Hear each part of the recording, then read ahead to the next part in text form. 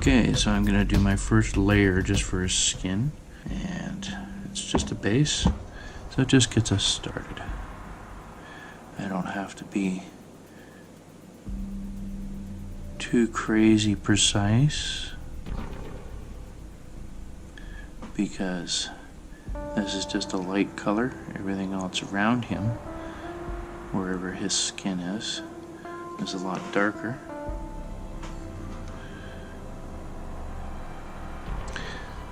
So I just paint right over.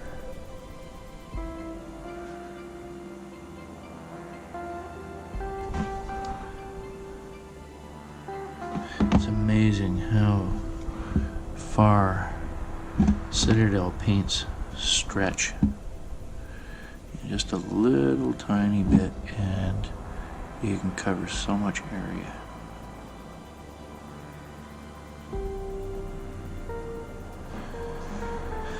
We've got his arms.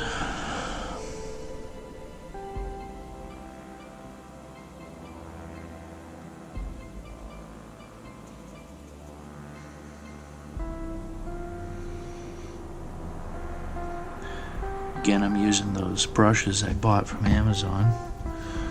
This is under $2 brush. Well, actually, I guess there's 10 of them in the pack, so $19.99 for 10 of them. It's $2 a brush. You know, I think it's doing a pretty good job for the price. I'm gonna just take some of this now.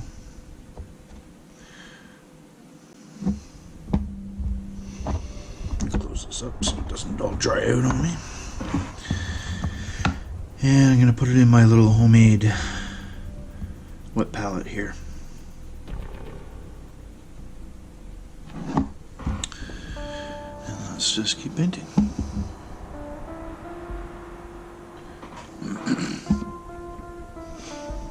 I have actually been painting other ones as well, because again, we want to get this done so that we can play a game of Rising Sun with fully painted miniatures for everything. So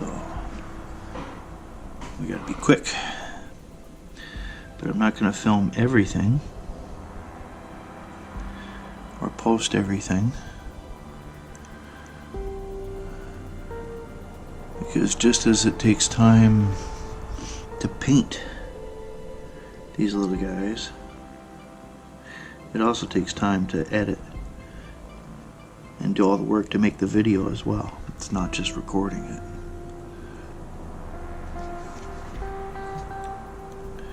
So the other characters that I paint, I'm still going to at least make it viewable. And if you're signed to be one of my Patreons, then the extras that you don't see on YouTube, you'll be able to catch on my Patreon website. So there, we got just a little bit of that one arm left right here. We'll get that. Alright, so I think for his shirt, you know, if we take a look at here, the color's not bad actually. One of the things that's great about Citadel is you don't have to do necessarily a lot of blending of colors to try and make it very close to the cards. They usually have a good variety if you have the money to go buy them. I've collected a lot of these over the past 4 years, so, you know, I didn't buy them all at once. If I did, that'd be ridiculous. They're expensive. I'm just going to take a bit of that and I'm going to put it right in my wet palette here.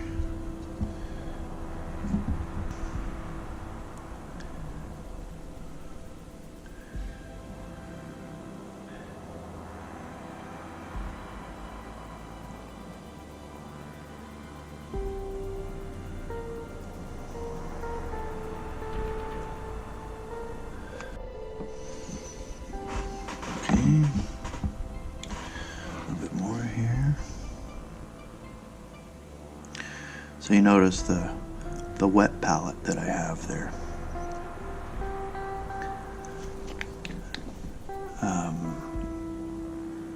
there's another painter out there, and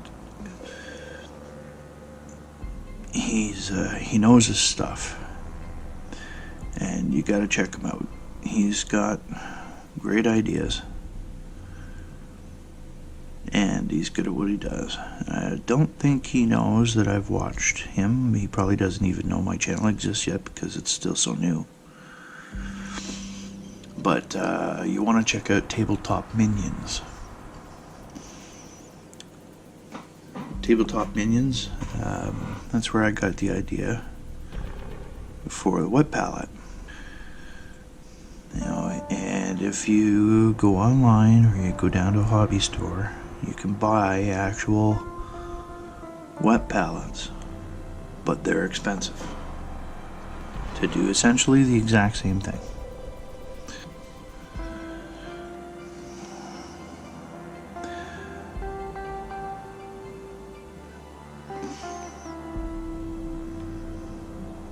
Well, it's coming along.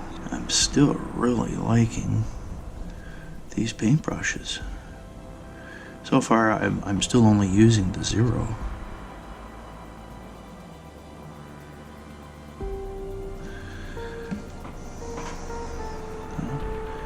Starting to come along.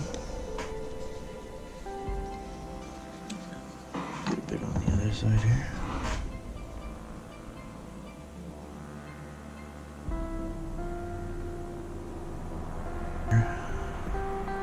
And then I'll fine tune.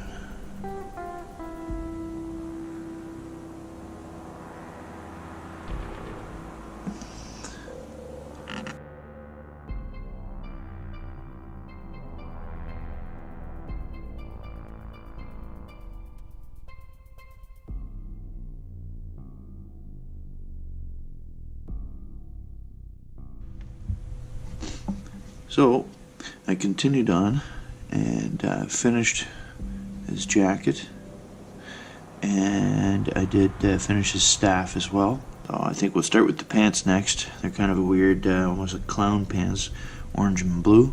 So I'll do those, and I'll just keep motoring along here.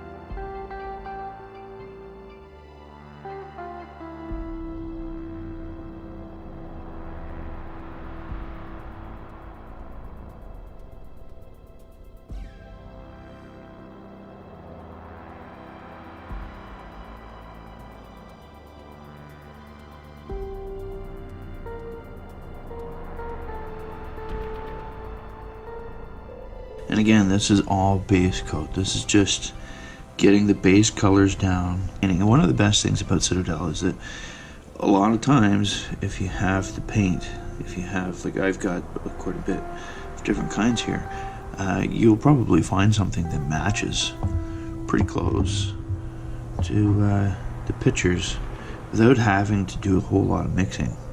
That's one of the great things about Citadel. When it comes to doing the shading and stuff afterwards, a flesh shade or earth shade or nut oil, you know, you can fill in all those little edges and bring out and pop all those wrinkles and stuff without having to do a whole lot of anything else. If anything, just a dry brush, just to bring in some highlights and to lighten up some key areas. So, like I said, the basics. That's all you need if you want to be able to make some cool looking characters, to be able to play your board games without having to be a pro.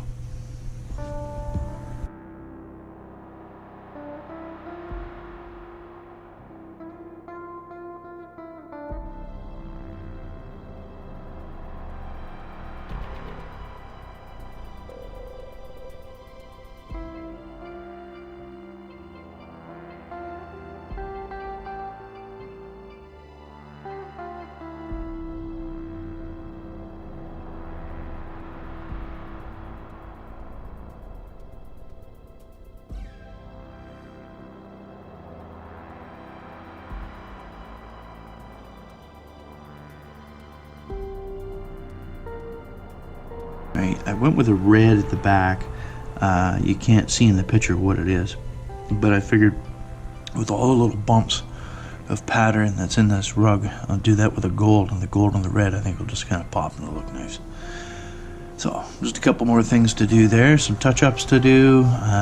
His necklace is kind of like a shiny black. I think I'm gonna do like a warp lock bronze from Citadel for that, and then of course the usual gold, and then we'll get into doing some shading.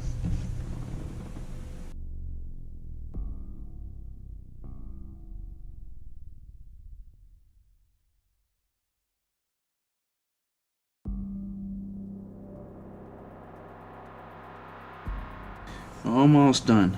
Look at that now. I gotta get better lighting. If anybody knows a good lamp that would help to show things a little bit better through the camera, leave a comment below. And I think what we're gonna do right now is I'm gonna try and put some gold in here where this lace is, just by lightly brushing my brush over top, just to kind of highlight these bumps in the rug. So I think I'm going to use number 3, and it just gives me a little bit of flex, but not too much, in a wider area, and I want to make sure I don't have too much paint on there, because I just want to scuff the surface and get those bumps.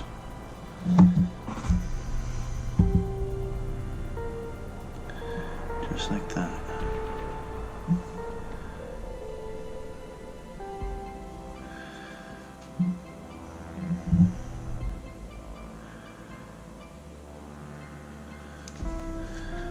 Yeah, it's turning out actually really well. First thing we're going to do is we're going to do just a little bit of some highlights, just to kind of bring up the ridges a little bit. So all I usually do here is take the same paint, which I usually already have in here somewhere, and just add a little weight, brighten it up a little bit, just to give it a one shade up, right? And then I'll dry brush that on to bring up some of the bumps and the highlights, and then I'll go and do a wash after that'll bring in all of the crevices and make everything just kind of pop. So let's go ahead and do that, and then we'll get on to doing a wash.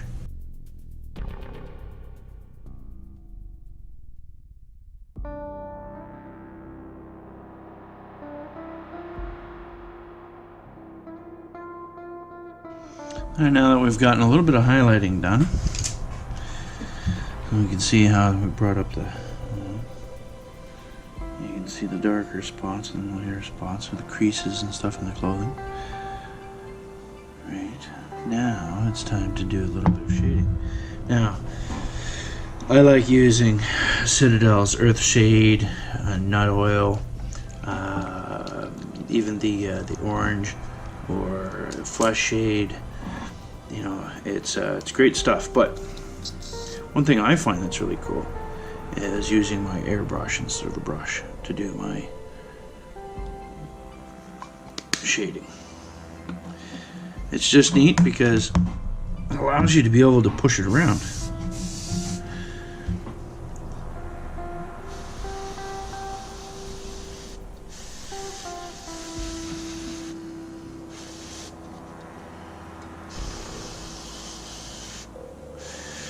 And get it just lightly in there sometimes too. You don't want to have sometimes too much. So right there, see, I just got, so all I do is I just take the paint off and just use the air and push it around. Fills in the crevices, and then I move on. There again, see? I can move it, manipulate it, push it into those little cracks. Look at that, beautiful.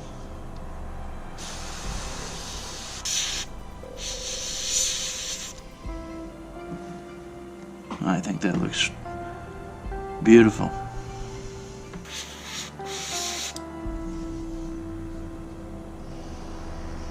So now it's pretty much just down to a final highlight, just to make the last of a few things pop.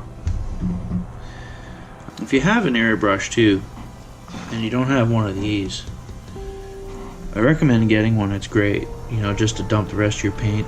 You don't end up with paint fumes all over the place. It's got a little filter in the top there for when the air is coming through, and it just collects everything in there, and you just unscrew the top after and wash it out. But at least keeps it contained, and it's not so easy to spill by accident the way that it's built, and it gives you a place that you can just rest your brush there, you know. So when I want to clean it after, I'll put some airbrush cleaner and I'll run it through, and then I just leave it there. It's a place for my brush to stay and not get damaged. And it's great. Like, I got this off Amazon as well, and if you guys like, I'll put it or a link for it below if you'd like to check it out. They're cheap. I'll do some highlights, get this guy finished up, and we're gonna have to let him dry for a bit. I have a little fan over here that I use just to kind of let them air dry a little quicker. So we're gonna do that, and we'll put some highlights in, finish them off.